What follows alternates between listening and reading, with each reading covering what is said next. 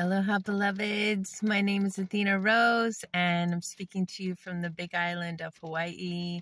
I would totally be filming outside right now, but right now I'm in my car because it's raining and my phone doesn't like the water. So, yeah, I hope this message finds you well. I'm super excited to share that I stepped out of fear today. Fear that I had around, that I have had and are currently feeling a strong push to overcome is a fear of scarcity, a fear of missing out, a fear of not receiving abundance. And I moved to Hawaii about 6 months ago to the Big Island and did not have a job of any sort lined up. I had some money in savings and just trusting spirit, and trusting that the master's degree that I have in education would allow me doors to be open for me to get work, paying work that would help me ground here. And so I did. I found 3 jobs. I got hired pretty quickly, different agencies, as a caregiver, an educator, a counselor. And Spirit's been telling me for a couple months now, it's time to really let those go, this kind of training wheels, and step into your innate gifts as an independent, sovereign, financially free being who can set, I can set my own hours and decide what clients I'm going to see, what folks I'm going to work with, what my offerings are, and just have freedom, and run my own business again like I was in Oregon. And so I quit today. I put in my resignation letter at a company that hired me, and technically it could be viewed as a good job, benefits and 40 hours a week, yada yada yada, but I knew it wasn't in alignment with my soul and my health. My body was just telling me nope. Time to find something else, time to move on. And so I did it. It was hard. I was super nervous and scared that my supervisor would not be stoked with my decision, but I instead received lots of support. And I said a big prayer this morning at my altar about the day unfolding perfectly and my intuition being honored. And really it starts with me, like honoring my own intuition is the key, and having confidence in myself and my own inner guide and my inner voice. And I did that. I made a strong statement to the universe that I trust myself.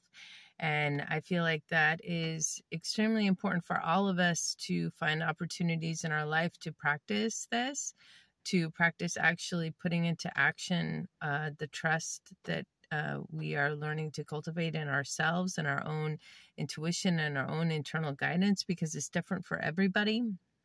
What I'm guided to do isn't the same as what other people are guided to do. And so we have to listen to ourselves.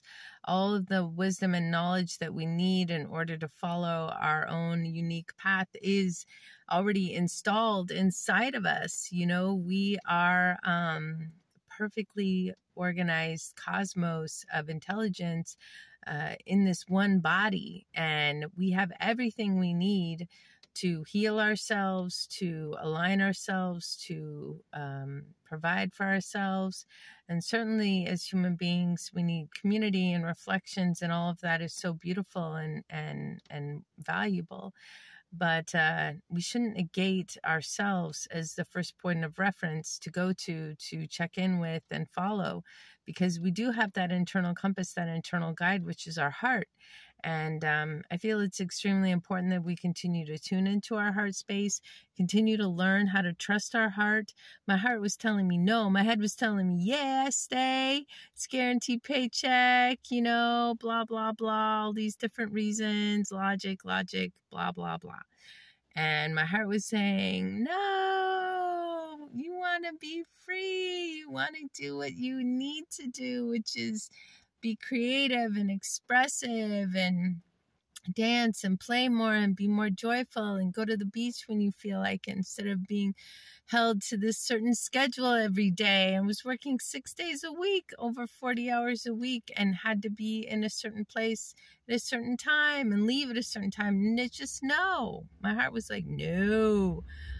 You know, I'm 47, almost 48 years old. I want to be free. I live in Hawaii. I moved all the way to Hawaii to be here so I could experience Mama Ocean and the jungle and the sun and the plants and the birds. And yeah, and I was inside an office 9 hours a day, you know?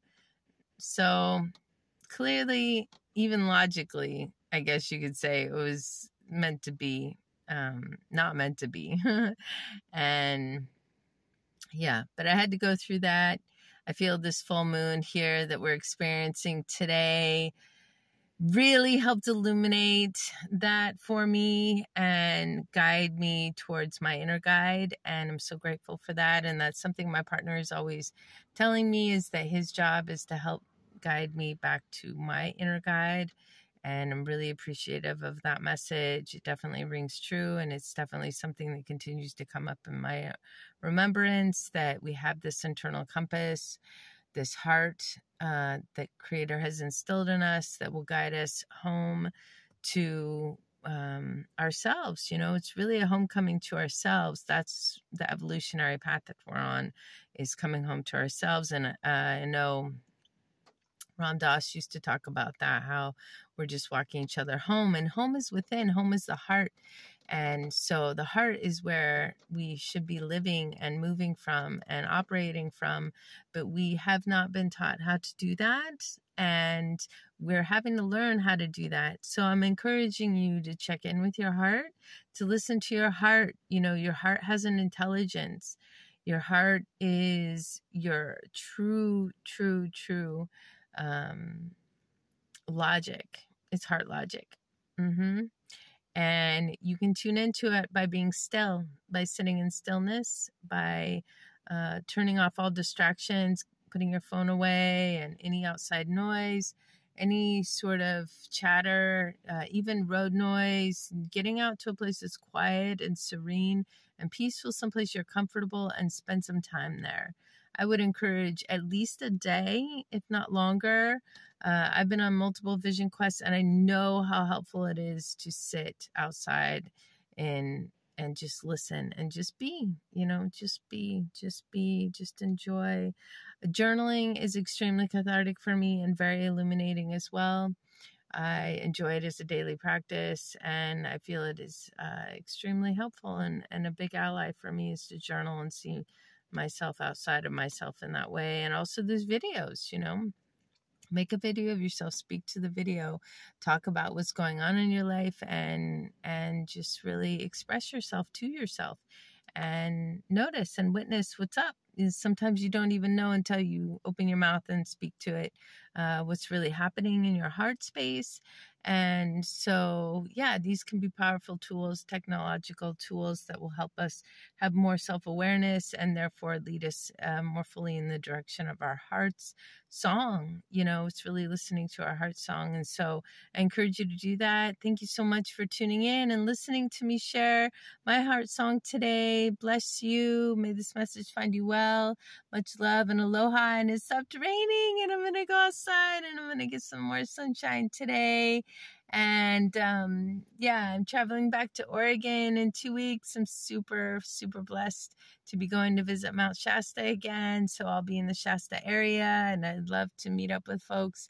And I'll be offering mentorship, coaching, Reiki, massage, cuddle therapy,